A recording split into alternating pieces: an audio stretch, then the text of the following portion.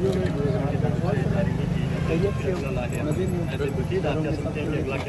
ख्याल में ऐसा होना नहीं चाहिए, क्योंकि आपको पता है कि हाई कोर्ट भी होती है, वो सबसे बड़ी कोर्ट होती है में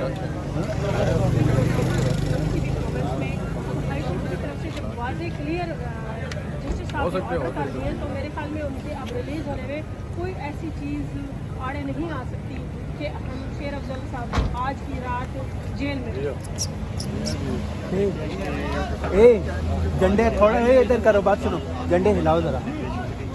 मेरी बात में अदालत का काम खत्म हो गया। अदालत कोर्ट ने ऑर्डर कर दिए हुए शेर अफजल साहब के रिलीज के। सर कहाँ से आए हो आप?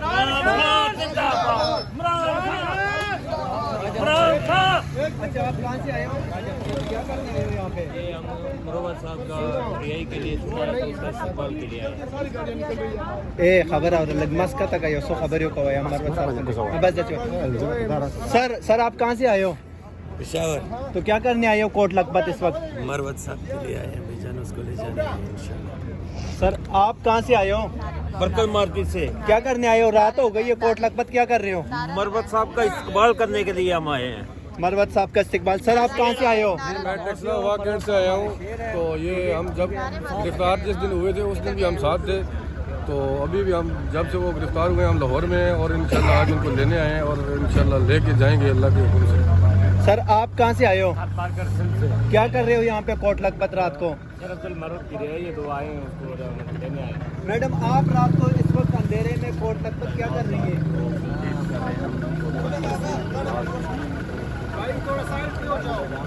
आप साथ आ जाएंगे शेर साहब तक नारेबाजी कर लेंगे।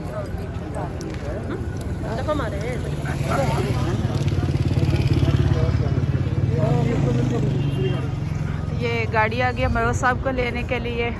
पाकिस्तान का झंडा लगा हुआ है, उसके अलावा पीटीआई का झंडा लगा हुआ है।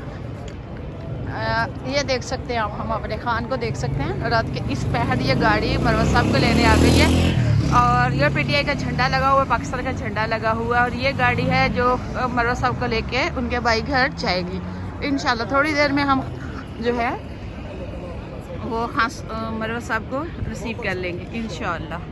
ये खान साहब की तरह जैसे गाड़ी उनकी अरेंज होती थी, ये गाड़ी उनकी अरेंज है।